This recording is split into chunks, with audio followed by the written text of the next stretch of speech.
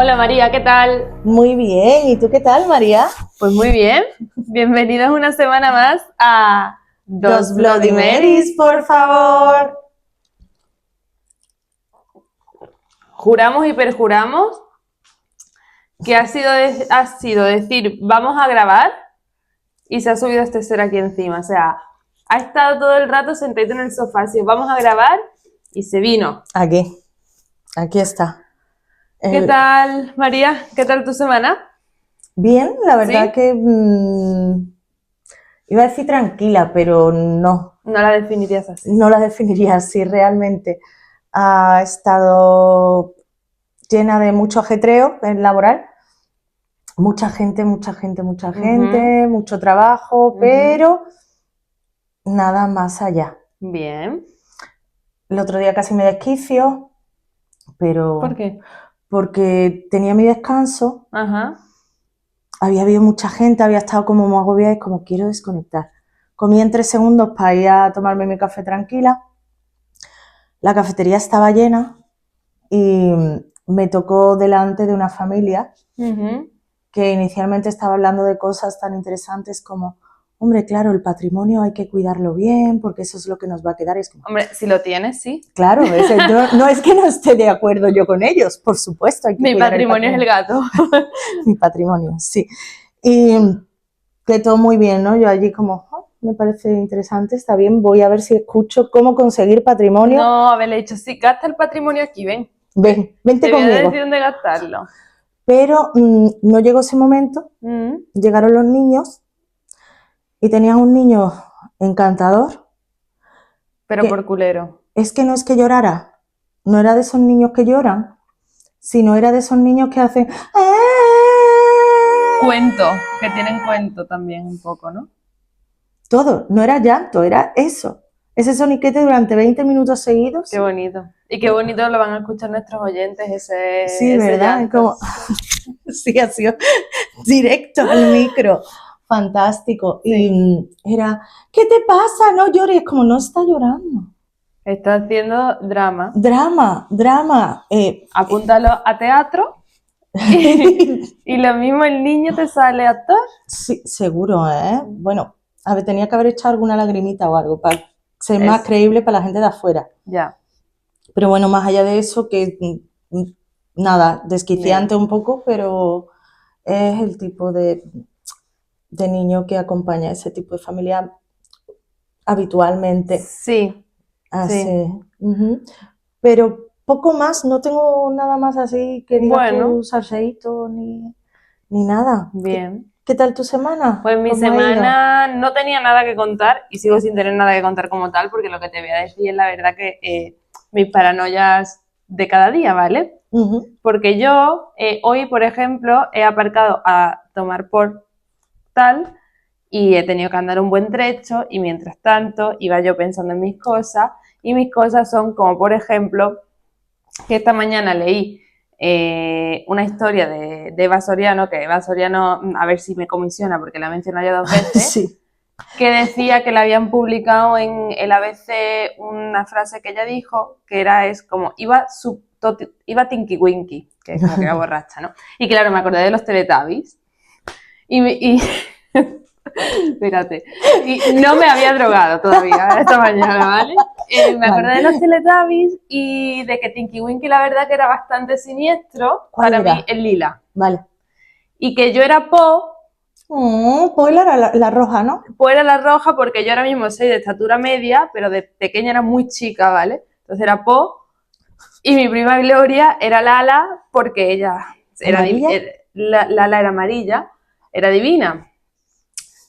¿Qué eras? ¿Vale? O sea, era como, no sé si tú veías, no, a ti te pillaron ya más mayor, pero a ver, aquí en Andalucía tú llegabas del cole y tenías la banda, eso sí lo he vivido, la banda del sur, por supuesto. Tenían los Teletubbies y otras cosas. Anteriormente era Dragon Ball Z y Dragon Ball original, por eso lo de siempre arriba. Y tú elegías ser un personaje, que tú decías, nunca vas a ser ese bicho, o sea, quiero decir, ¿para qué? ¿Vale? Y pues yo era Po, luego también tenías Sailor Moon, que aquí no era Sailor Moon, aquí era Guerrero Luna. Perdona, yo me he criado con Sailor Moon. No, pues Sí. tú, pero porque en Marbella sois muy pijos. No, aquí era Sailor Moon y estaba doblado a castellano neutro. En Sevilla era Guerrero Luna y te salía un tipo, cuando salía la intro, diciendo Guerrero Luna, y era castellano neutro. Pero decía Guerrero Luna y yo entiendo que está bien que lo digan porque igual que los argentinos le pueden decir al Doctor Strange el tordo raro, porque aquí no podemos decir Guerrero Luna. ¿Vale? Y todo esto ha sido lo que yo iba pensando del trabajo al coche sin sentido ninguno. No sé si tiene sentido, yo pienso mucho en los dibujitos. O sea, mucho. Cuando pienso esa porquería. Es que no... Sailor Moon me gustaba mucho. A mí también, yo era Sailor Moon. A mí no, porque ella me caía un poquito mal, porque era muy tonta. Era muy tonta, pero... Excesivamente tonta. Es que yo era un poquito protagonista. A mí me gustaba ser siempre... En plan, si era, pues, Sailor Moon, era la Sailor Moon, o Doremi era... No, lo pillé yo. La del pelo rosa, que no me acuerdo, se llamaría Doremi, supongo. Azuki. ¿Azuki quién era? La de las coletitas. ¿La rubia? No, era morena.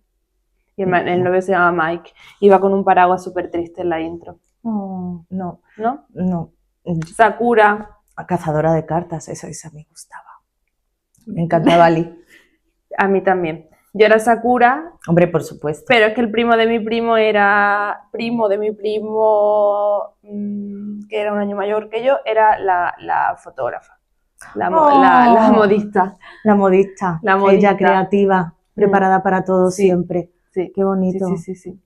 Pues yo es que lo tengo que decir ya, porque si no me quedo con angustia. Yo era Marte en Sailor Moon. Mi prima Gloria era Marte. Todo poderosa y todo segura. Es que Marte, todo guay. a día de hoy yo creo que sería Marte, la verdad. No, Marte era la rubia. No, Marte era la del pelo negro morena, ¿no? Vale, sí, esa. La que era rojo. Era rojo el... No, yo era la verde, entonces no era o Marte. Verde, pues Mercurio. Verde, Mercurio. Marte era más guerrera ella. Sí, pero no, era la otra, era la que siempre estaba bien. Era la que ponía armonía y Marte un poquito como que se cabreaba mucho. Sí, le pega. Bueno, y hasta aquí las divagaciones de los dibujitos, la verdad. Podríamos seguir, ¿eh? La verdad que sí. Estas son nuestras conversaciones normales. Me encanta. Esto y True Crime y Tinder. Vamos diversificando. Pues me toca a mí, ¿no, María? Sí, ¿hoy qué traes? Porque hoy empiezas tú. A ver. Pues hoy traigo, a ver, te iba a decir que es el primer caso, pero no, porque creo que en el primerísimo capítulo que hicimos hablamos de una secta. No a lo mejor como tal, como de la secta en sí, pero era rollo secta, ella era la diosa y todo esto, ¿no? Sí, también en plan Sailor Moon. Sailor Moon. Ella era Sailor Moon. Pues hoy te traigo una secta, ¿vale? Entonces yo creo que va a ser la primera secta propiamente dicha de la que vamos a hablar en nuestro podcast, yo creo. Pues bien, te voy a traer... nos vamos a ir a Estados Unidos. ¡Oh! ¡Qué raro! Sí.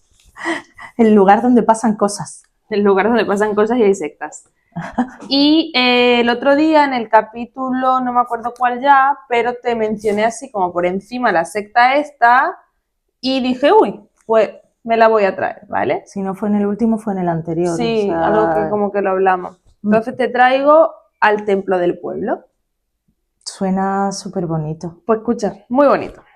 Templo del Pueblo, Johnstown, como quieras llamarlo, porque Johnstown se fue posteriormente, y de su amado y súper carismático líder, Jim Jones. Tiene nombre de... De coreano. ¿No? Ah, que me sonaba al de Corea la mala. Al Kim Jong-un. Ah.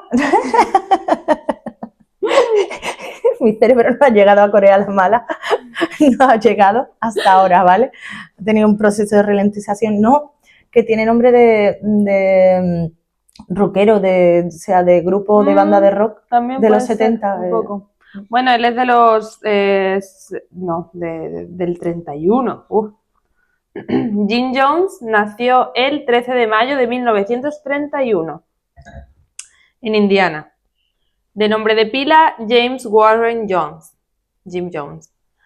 Y era un niño súper normal, de una familia súper normal, de un matrimonio de campesinos.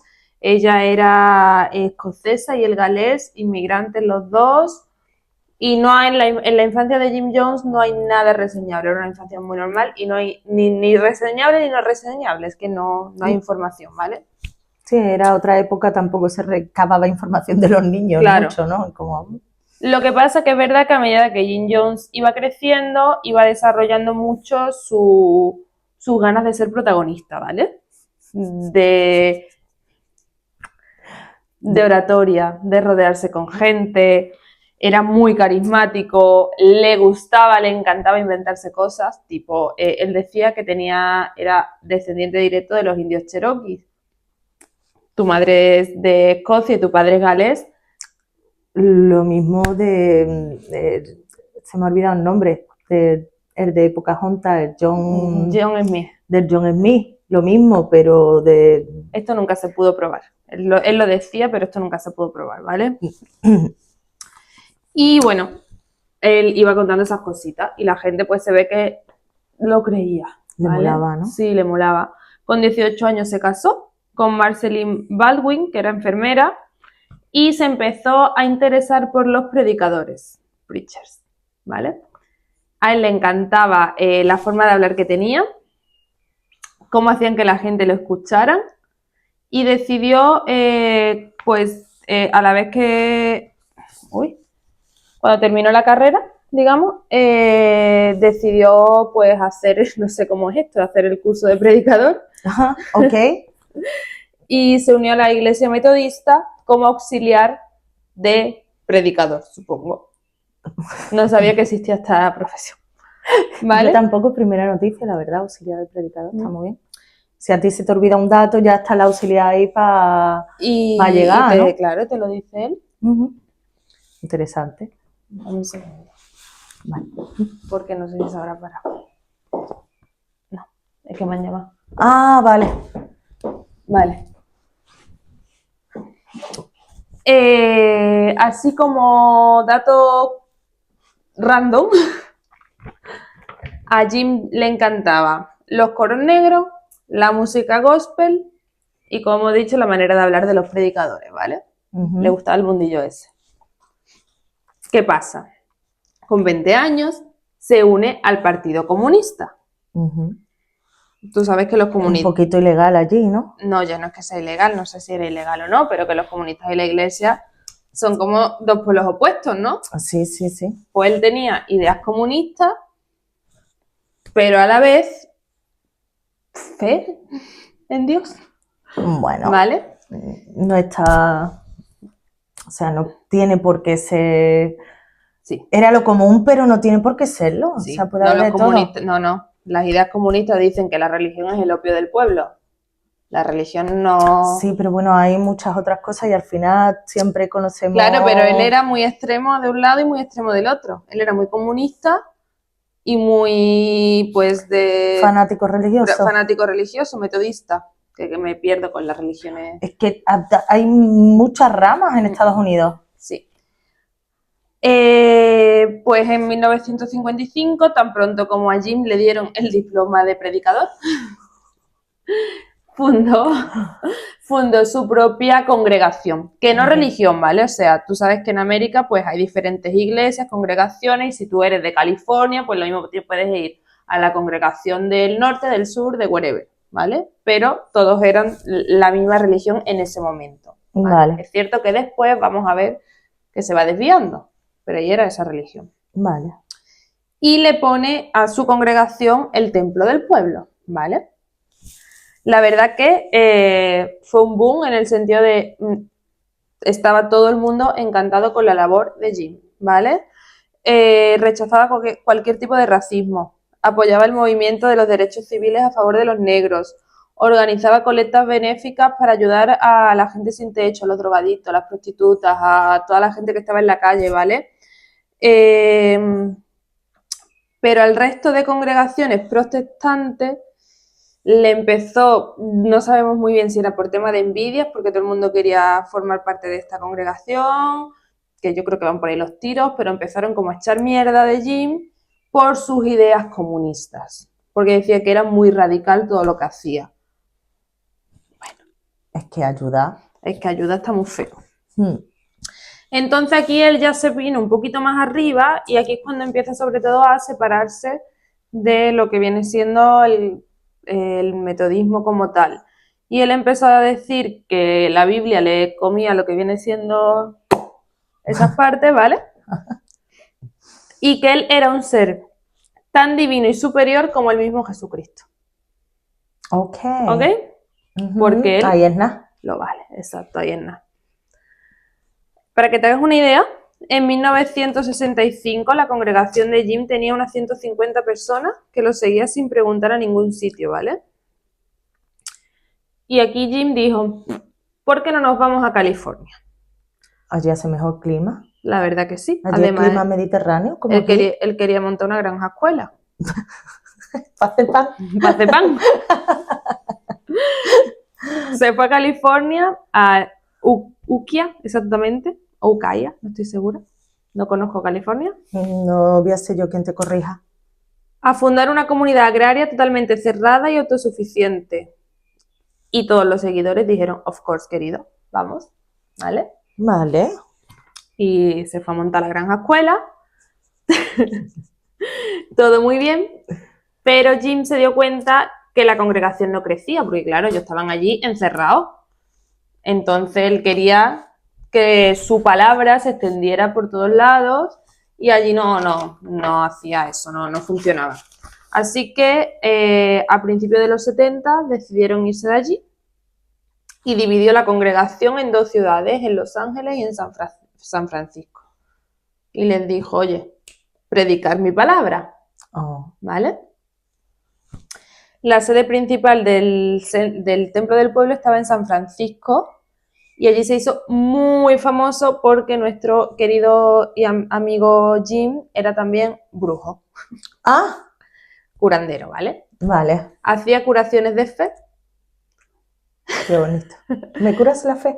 No, es que no sé por qué se llamaban así, porque no... Él lo que hacía era sanar a la gente por imposición de manos. Ok. ¿Vale? Y aquello era un show, o sea, era como súper teatral todo.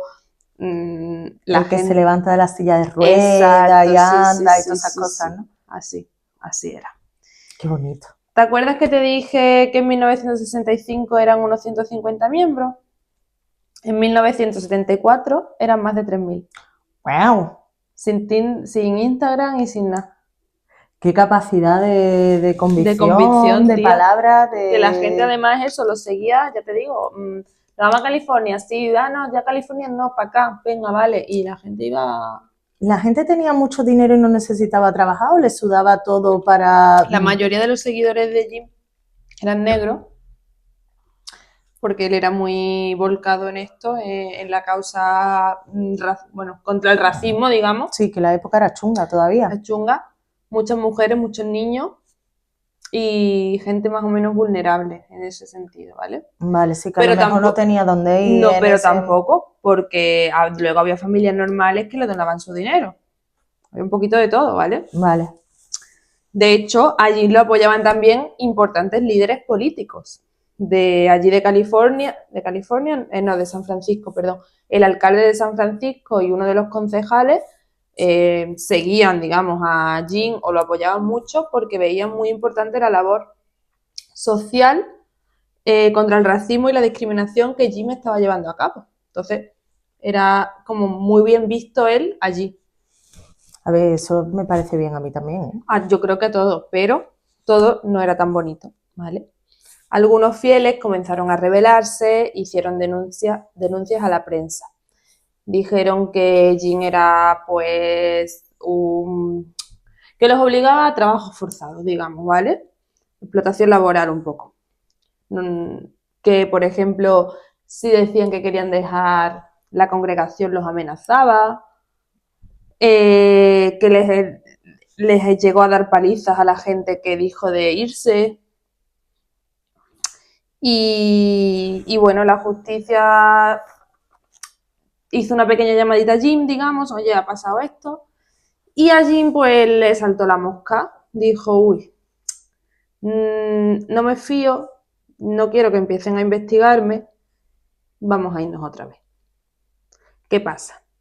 Se van fuera de Estados Unidos, fuera de sus leyes y fuera de la jurisdicción y de las posibles investigaciones que puedan llegar a cabo, ¿vale? Vale. Se van a la Guayana. A Guayana y a su selva, ¿vale? Vale.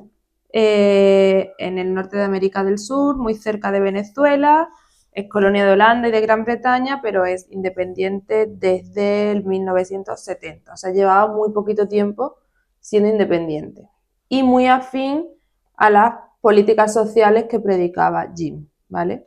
Muy comunista, socialista, muy de esa rama de pensamiento, de política, digamos.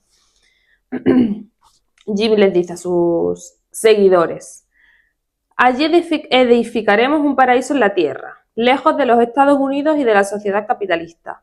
Además, con la mayoría de población negra, en la Guayana, digo, sus seguidores iban a estar integrados, según él, ¿vale? Menos discriminados. Que no sé yo si eso que él piensa es positivo o negativo, pero bueno. Bueno, no sé yo el contexto de la gente que habitaba en ese momento en la Guyana. Guyana, ¿no? Guyana. Pero bueno, al final todos los que estaban ahí eran esclavos holandeses o habían sido esclavos holandeses, y aquel país a día de hoy no tiene muy buena prensa. Nunca ha tenido muy buena prensa ese país, la verdad. De armas, de tráfico de armas, de todo. Sí. De todo. Entonces no sé en ese momento histórico, la misma prensa, yo creo, pero no era muy guay, más allá de las playas y el clima. Pues en 1975 compró 140 hectáreas y las bautizó como Johnstown. ¿Y esa cara? Oh, qué bonito, que un terrenito bueno. Que como la ha comprado, ¿no? Pues el dinerito que donaban los fieles. Hombre. Y se fue allí con 900 fieles, ¿vale? Después, de 3.000 a 900, claro, es que moverse no, para mí es que no. Claro. Después de esos 900 se unirían como unos 100 y pico más, ¿vale? Pero, estando ya allí. Pero allí se le fue con 900. Johnstown iba a ser un paraíso comunista, ¿vale? Autosuficiente, dedicados a frutas, verduras, animales, y la verdad que llegó a funcionar muy bien. Vale. Frases que dijo Jones cuando se mudaron o cuando se iban a mudar. Nos amenaza el fin del mundo, el apocalipsis y el anticristo encarnado en el capitalismo. Nuestro templo de Dios y nuestra causa están en peligro de muerte y debemos prepararnos para el último sacrificio. Sobreviviremos a la guerra nuclear y a los cerdos capitalistas. Johnstown es un paraíso del socialismo con equidad económica y racial. Y etcétera, etcétera, etcétera. Mezclaba la Biblia con textos marxistas y con el credo evangélico. O sea, era como una mezcla de todo. Bueno, él hacía su Macedonia. Me parece medianamente bien si al final todas las religiones nacen así. Sí, lo que pasa es que al muchacho, pues bueno, ahora veremos que se le fue un poquito la cabeza. ¿Cómo era la vida en Johnstown? Tenían que, eran muchas hectáreas y hay que currárselo bien en el terreno, Yo te explico porque la verdad que no estaba mal, al principio por lo menos. En noviembre de 1978, la población de Johnstown era de unas 1.020 personas, ¿vale? El mayor grupo demográfico eran las mujeres y las niñas negras, que eran un 45% de la población. Y aparte, la población negra en sí era el 68% de la población total, ¿vale? Vale. Y además era una población muy juvenil, donde predominaba la gente joven, digamos. Todo el mundo desempeñaba un papel, había cocineros, carpinteros, ingenieros. Los profesores impartían a los niños una enseñanza enfocada en el alumno.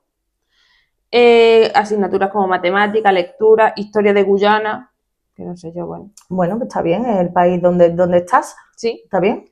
Y los alumnos mayores participaban en programas de aprendizaje en la comunidad. Entiendo que tipo talleres de carpintería, como para poder desempeñar luego un trabajo dentro de esa comunidad, ¿vale? El complejo tenía un generador cabañas con dormitorios, una cocina común, tenían acceso a biblioteca, un centro de salud, tenían de todo, tía. Un sistema de audio que permitía a Jones pues poner anuncios todo el rato en sonido ambiente, ¿no? Y aparte tenían reuniones obligatorias todas las noches.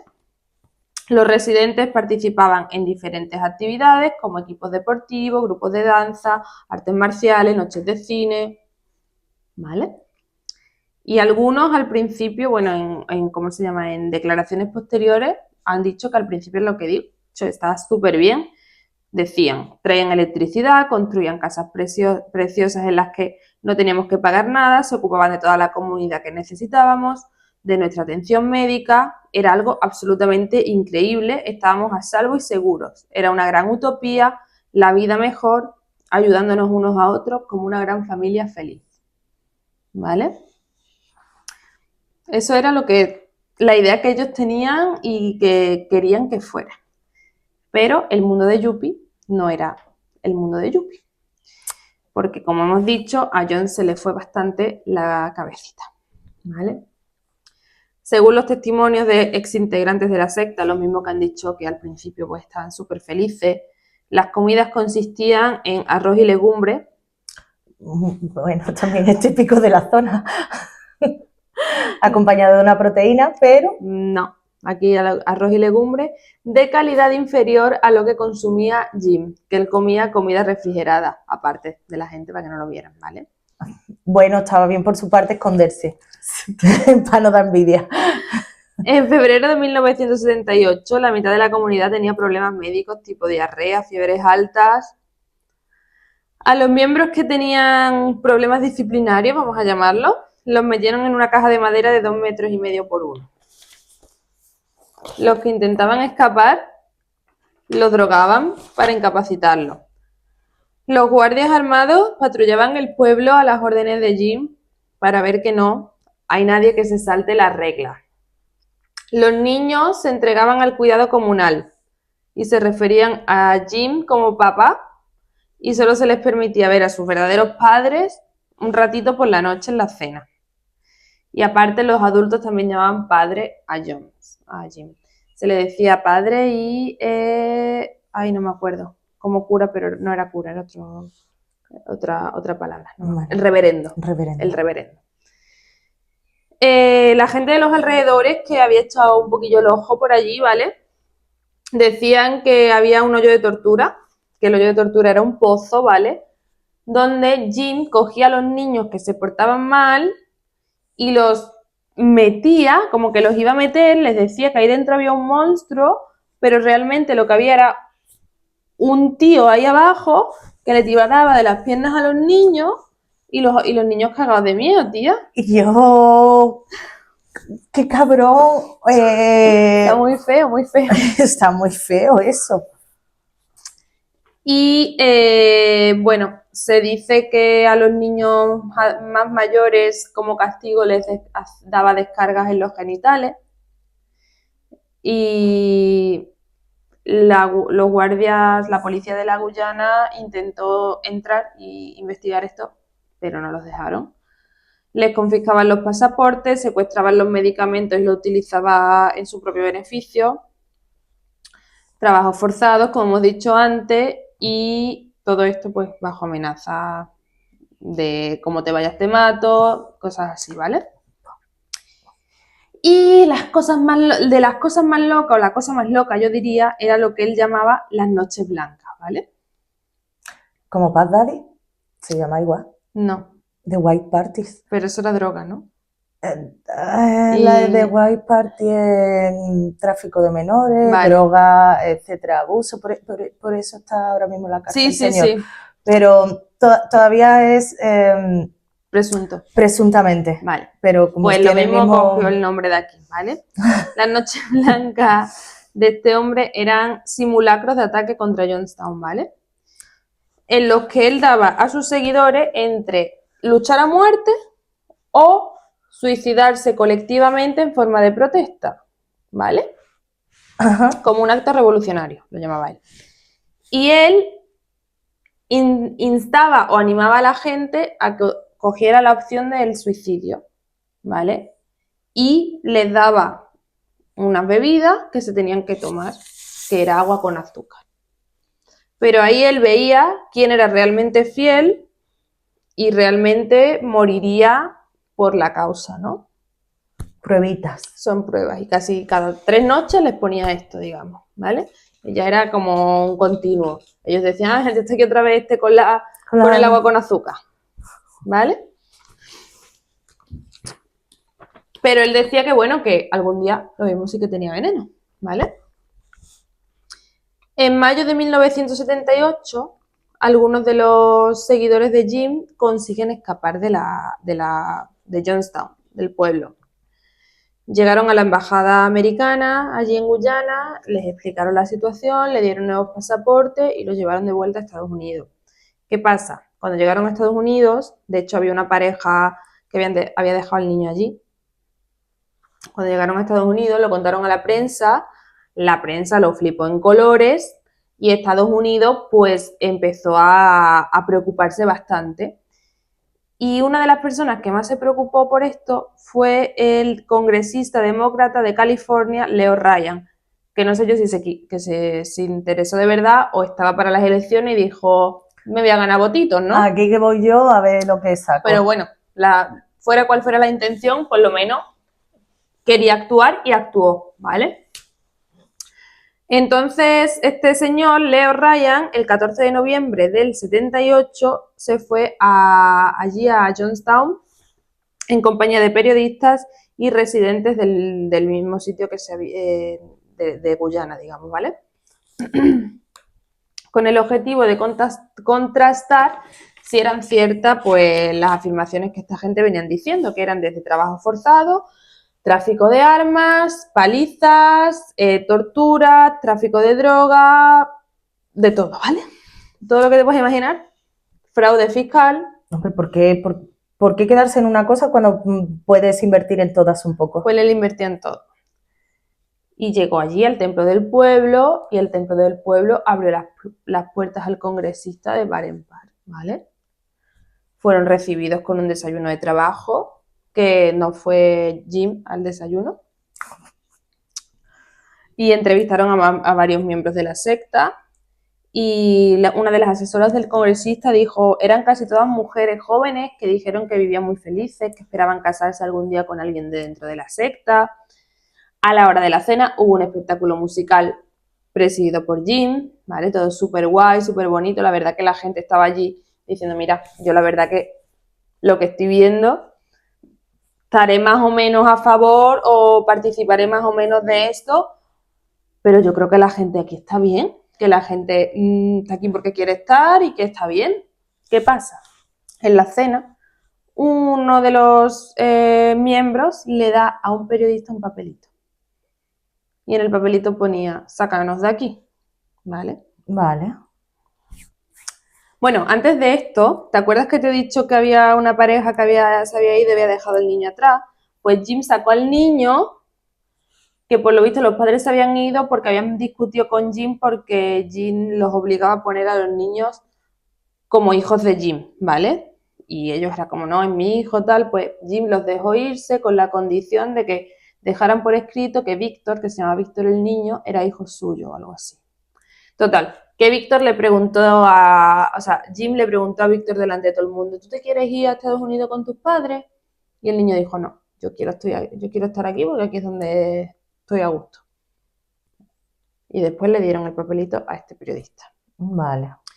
El periodista le enseña esto al congresista y el congresista pues aprovecha como que Jim no los ve y les promete que si hay alguien que se quiere ir, que él se los lleva. Y ahí salen como 40 personas que quieren irse. Vale.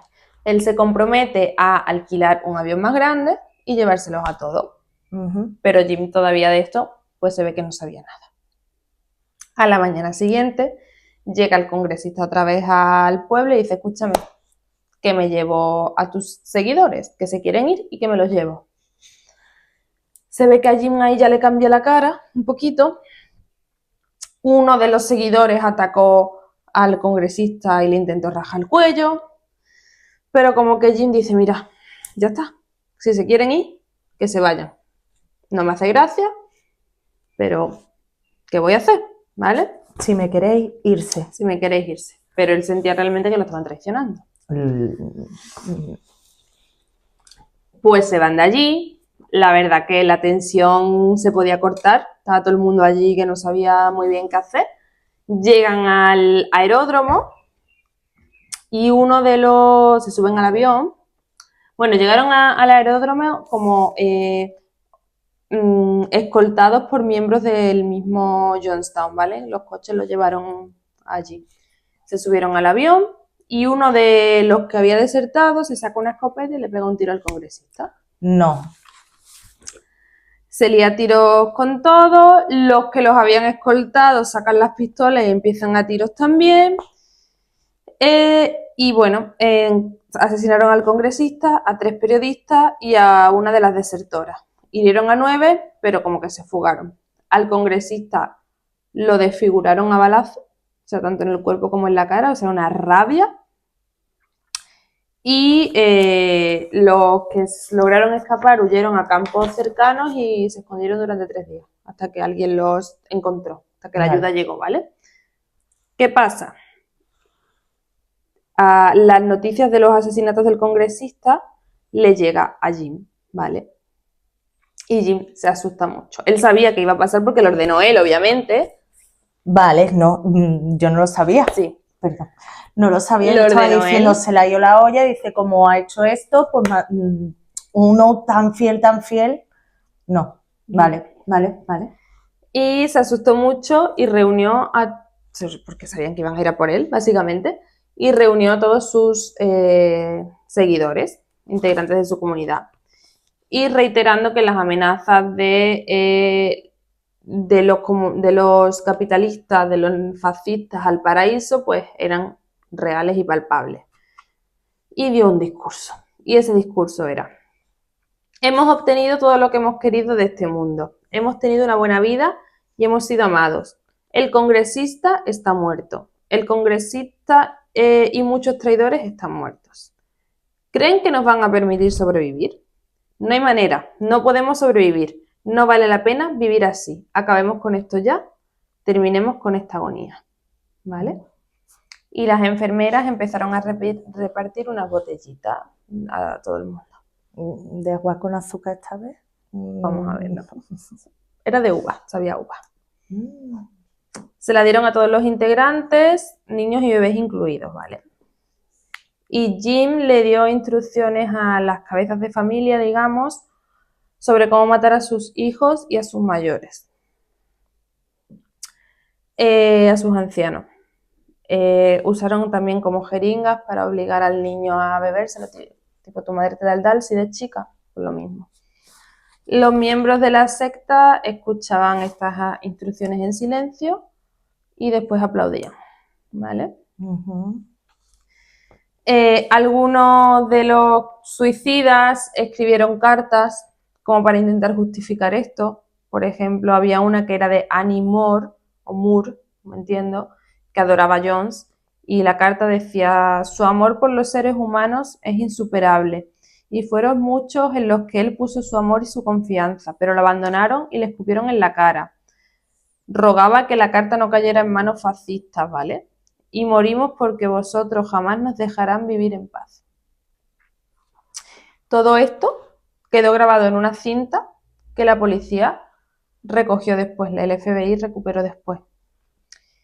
Jim le salvó la vida a un miembro, Tim Carter, ¿vale? Le encomendó una tarea que era, le dijo que tenía escondido en el pueblo un maletín con dinero y tenía que llevar ese dinero a la embajada soviética de San Francisco. Carter se metió allí a buscar el maletín y cuando volvió se encontró que toda su familia, hijos, mujer, hermana, cuñado, habían muerto, estaban agonizando, ¿vale? Porque la agonía duró un tiempito. Y huyó a la selva. No fue el único en huir, muchos hicieron esto o bien antes del tema del suicidio colectivo o bien, por ejemplo, después porque no se suicidaron, pero no porque no quisieran, sino porque lo mismo se quedaron dormidos ese día un poco antes de la cuenta y cuando se despertaron al día siguiente se encontraron el panorama y se fugaron a la selva. Muchos se fugaron con joyas, dinero, cheques, porque allí había mucho dinero, ¿vale?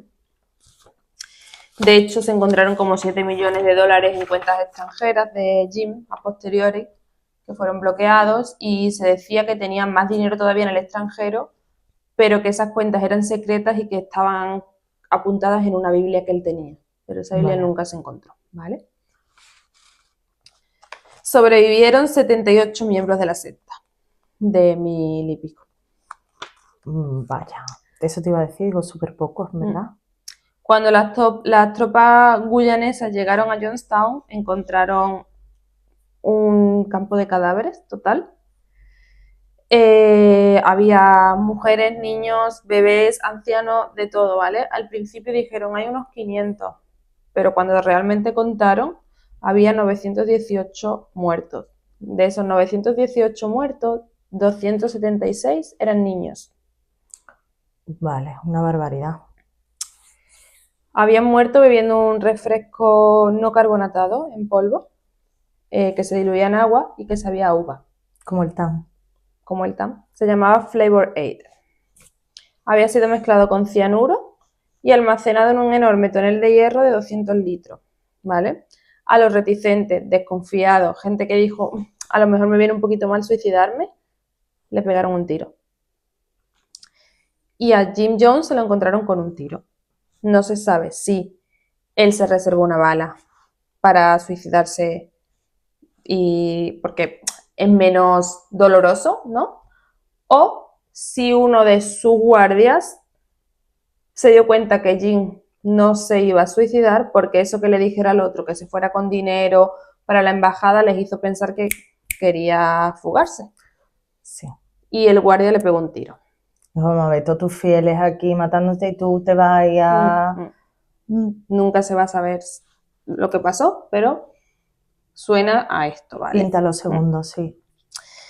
Y una de las cosas más tristes, si cabe, es que también dicen que esta gente que se suicidó, muchos de ellos pensaban que eran un simulacro más.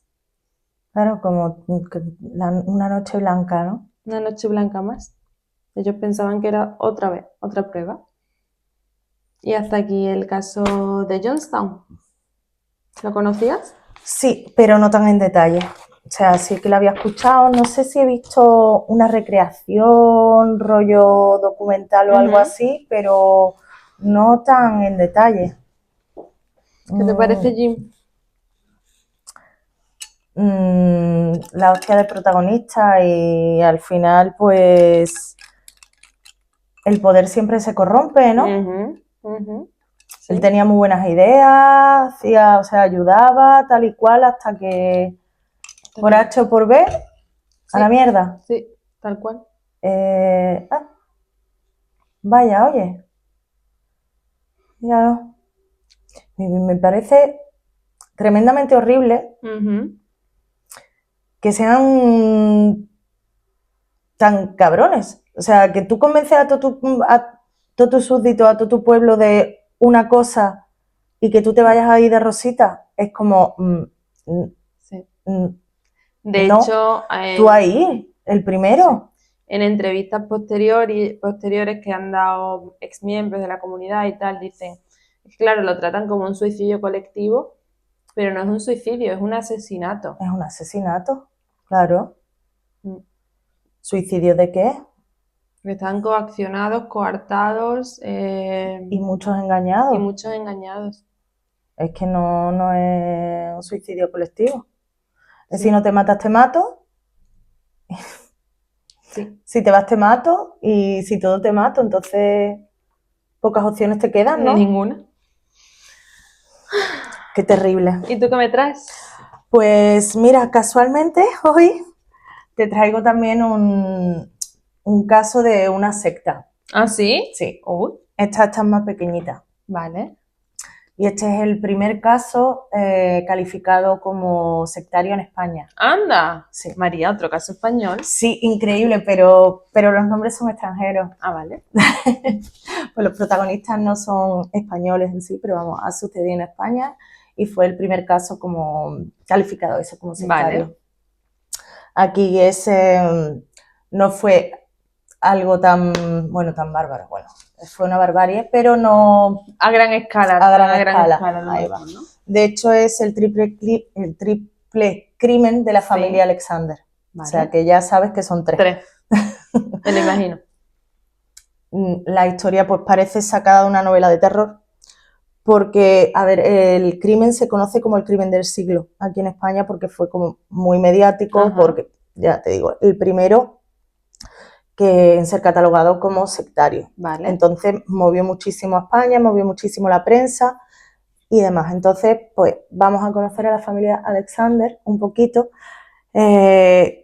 cómo llegaron a España, cómo llegaron a hacer lo que hicieron y vamos a saber un poquito de todo, cómo empezó todo. La historia empieza en Hamburgo, ¿vale? Okay. Alemania Occidental. Harald Alexander, vale, que es el padre de familia, era un hombre aparentemente normal, casado con Dagmar. Y para ese entonces era padre de 3 niñas, Marina, Petra y Sabine. Vale. Pero todo cambió, o sea, de ser una persona normal, cambió cuando conoció las enseñanzas del profesor Jacob Lorber. ¿Y ese quién es? Pues el señor fundador de la sociedad Lorber, que es una secta gnostocristiana con tintes esotéricos. Ah, vale. ¿Vale? Esta secta creía en un Dios todopoderoso y perfecto, pero también que unos pocos mortales, o sea, solo sus creyentes o sus devotos, podrían alcanzar la salvación. Vale, un poco como testigos de Jehová, ¿no? Sí, sí, algo así. Porque, por ejemplo, el cristianismo no te discrimina, ¿no? No, se salva a todo el mundo. Si te confiesas y eres bueno, te aceptan. Te aceptan, ¿no? Bueno, pues, entre comillas. Más o menos. Pero esto es un poquito más exclusivo, ¿no? Harald fue introducido en el grupo por una mujer que lo chantajeó. Fíjate cómo entró. Y después se quedó ahí. Después se quedó ahí. Lo chantajeó tras descubrir que le había sido infiel a Dagmar. Anda. Entonces le dijo, o te vienes o se lo digo a tu mujer. Porque ella que era representante de Avon o algo de esto. O sea, sí, que era supongo RPP. RPP de la secta. Dijo, o te vienes o se lo digo a tu mujer. Vale. Y claro, él se fue para la secta. Dijo, yo no, que mi mujer se entera que yo le soy infiel. No. ¿Vale? Entonces entró en la secta y Harald se obsesionó con las profecías de Lorber. Se obsesionó con lo que decía, le entró. Y también se obsesionó con su líder, George Rielge. No sé si estoy pronunciando bien, pues ahí hay una H y una L intercalada y es como... A mí me suena ahí. Pues sí, señor. Este último era ahora mismo el líder de la secta, porque su creador ya estaba muerto desde hacía bastantes años, ¿vale? Entonces, George, vamos a quedarnos ahí, era el líder de la secta y lo había convencido al señor Alexander de que él iba a ser el futuro líder. Vale. Cuando George falleciera, claro, iba a ser el futuro líder. Y que su futuro hijo iba a ser el elegido. Sería el profeta destinado a salvar la humanidad. ¿Vale? Vale. En un momento, George fallece, le deja este comando de decir, ahora te quedas tú como líder de la secta, y además de eso le dio un acordeón. Muy bien. Como herencia, ¿vale? Me parece muy bien. ¿Verdad? Bonito, se está perdiendo el acordeón. Pues él se lo dejó. Y poquitos años después de fallecer, en 1954, nace Frank Alexander. Vale. El primer hijo varón de Harald.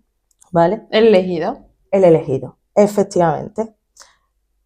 Para Gerald, pues esto fue una señal divina. Profético total. Profético total, Sí. nació el niño. Entonces, desde ese momento, Fran fue tratado como el Mesías dentro del hogar.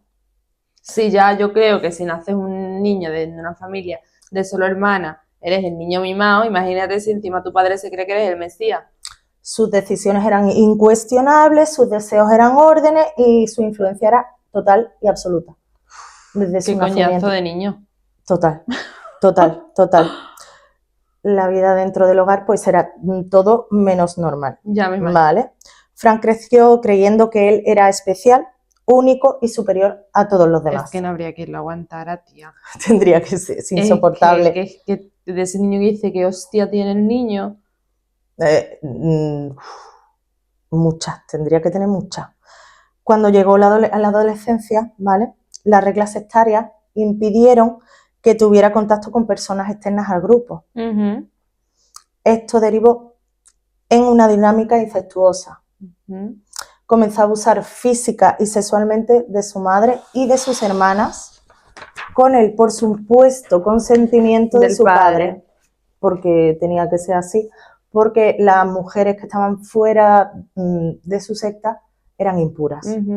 Entonces, era más puro follarte a tu hermana. Y a tu madre. Qué bien. ¿Verdad?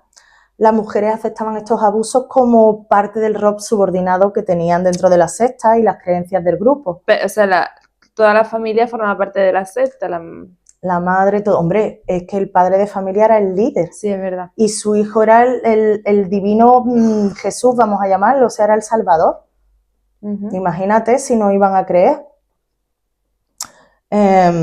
Marina, que era una de las hermanas, incluso llegó a contar en la escuela datos curiosos sobre los abusos, porque como si fueran anécdotas, porque para ella era súper normal. Claro. ¿Vale?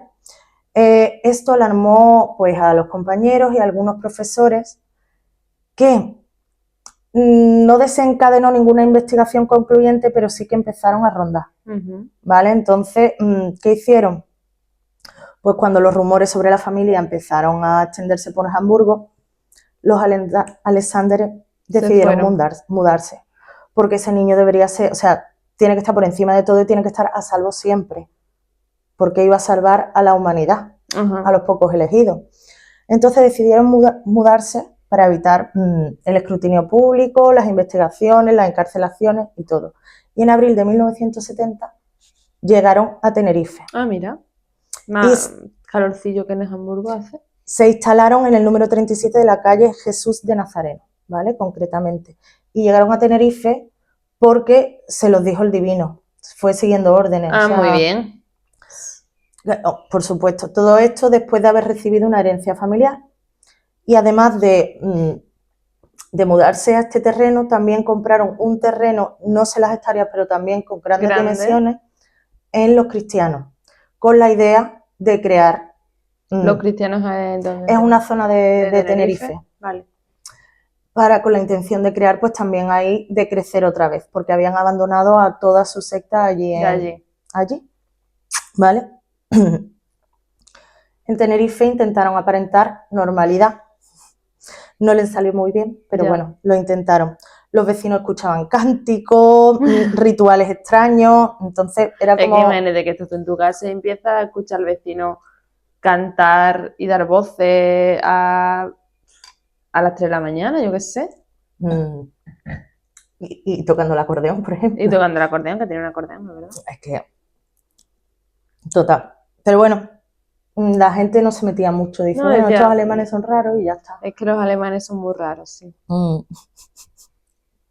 Fran consiguió trabajo como repartidor, mientras sus hermanas se encargaban de las tareas domésticas y Sabine logró trabajar fuera del hogar, ¿vale? Como niñera para el doctor Walter Trenkel, que era un médico alemán que estaba allí, que también era el médico de familia de ellos mientras estaban allí en Tenerife, ¿vale? Vale. Que es como tú sabes, ellos, su colonia, sí. Tampoco se movían mucho. A pesar de los rumores sobre sus prácticas religiosas extremas, pues nadie intervino, la verdad, como la gente no se mete y ya está. A ver, tampoco sabían realmente lo que había.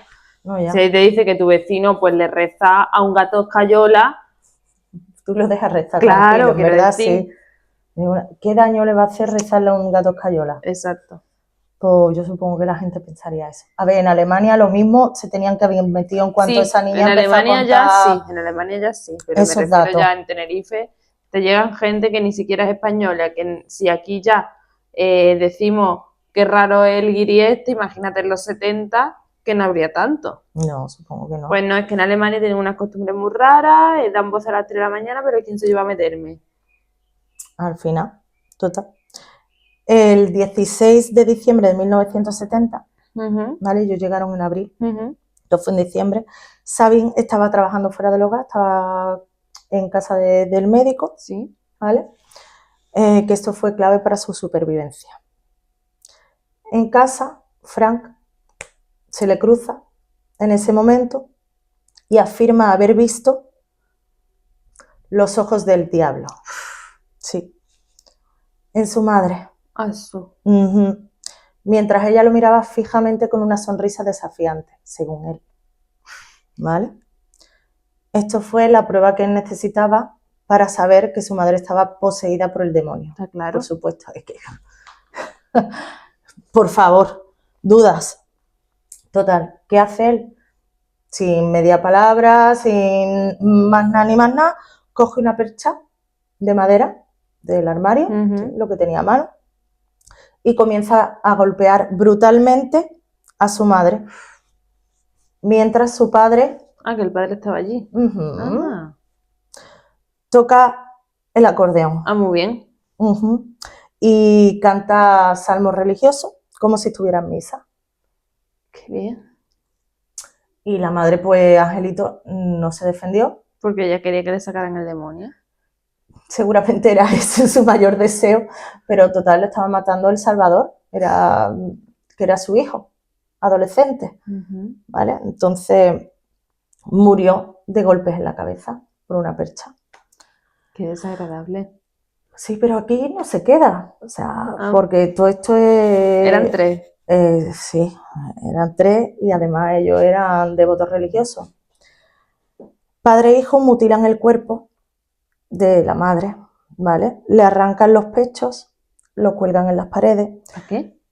Le arrancan los genitales porque eran las partes impuras. Lo he imaginado, pero ¿para qué lo cuelgan en la pared? Para que, no sé, supongo que su Dios lo vea y se sienta a ver, al fin y al cabo terminó siendo un sacrificio, ¿no? Era como, mira, las vergüenzas, aquí están. Y los genitales con unas tijeras de podar. La abren, le sacan el corazón y la cuelgan. Muy bonito, ¿verdad? Precioso. Oye, sí, encantado. Luego van a por Marina, que tenía 17 años. Con el corazón no hacen nada, ¿no? No, también lo dejan ahí pegado en la pared y expuesto todo, como en una exposición. Precioso. Después van a por Marina, que tenía 17 años, y Petra, con 15, ¿vale? Quienes también son asesinadas porque también tienen el demonio dentro. Claro. Lo compartían. Era como, ahora yo, ahora tú, ahora yo. Entonces se lo iban pasando. Iba saltando de uno al otro. Sí. Tras la masacre, Harald y Frank, en un ritual, porque era un ritual liberador, destruyen todos los documentos que tenían, incluidos los pasaportes.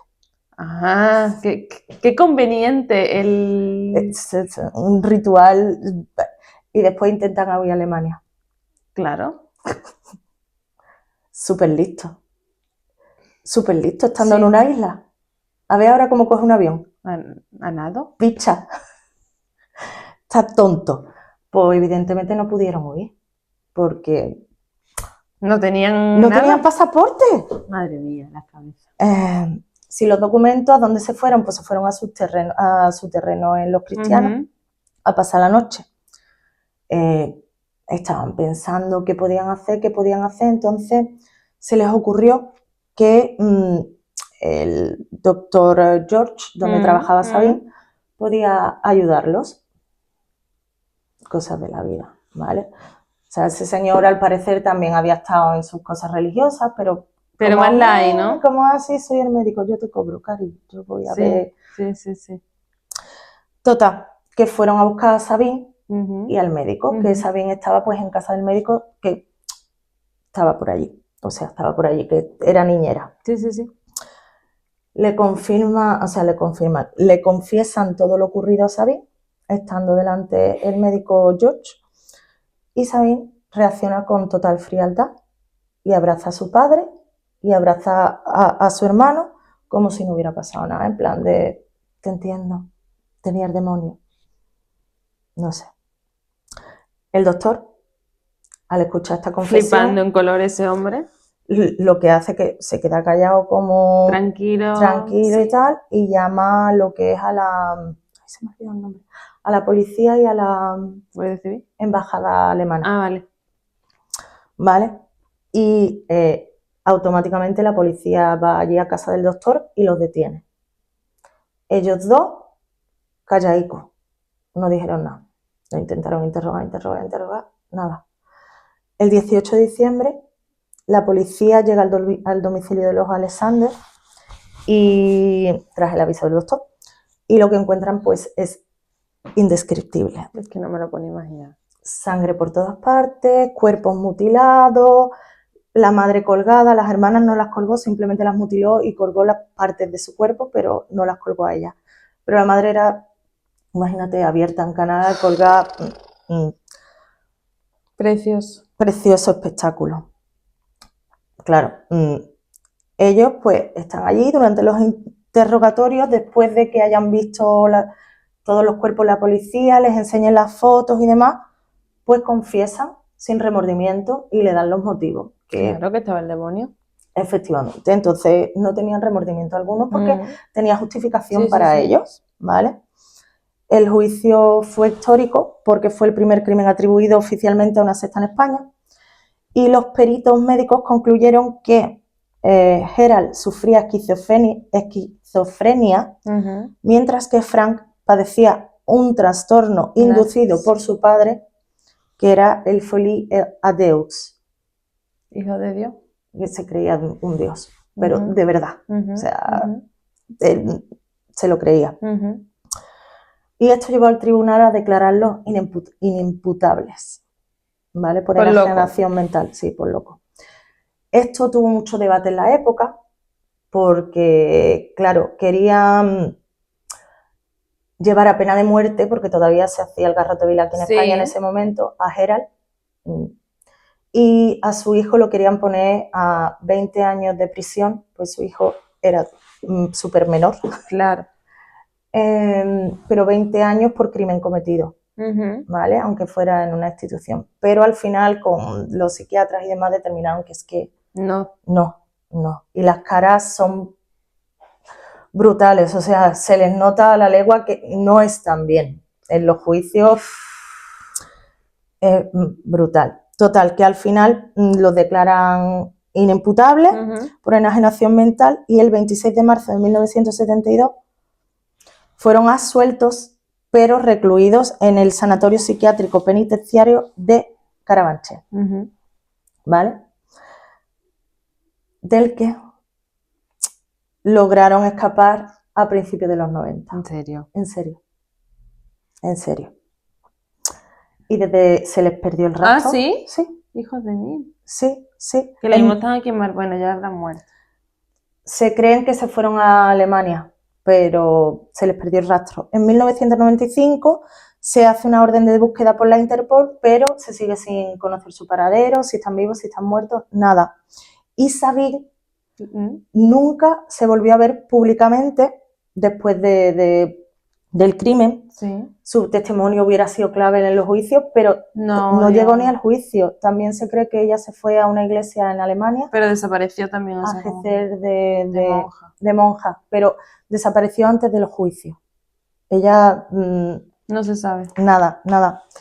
Y este caso pues deja un montón de preguntas. Más que nada yo, porque en Alemania, si tenían esas cosas en el colegio... No dieron... Sí, o sea, ya no por nada religioso, ni por sospechas, ni nada, sino por los abusos. Sí. Como, no, mi hermano...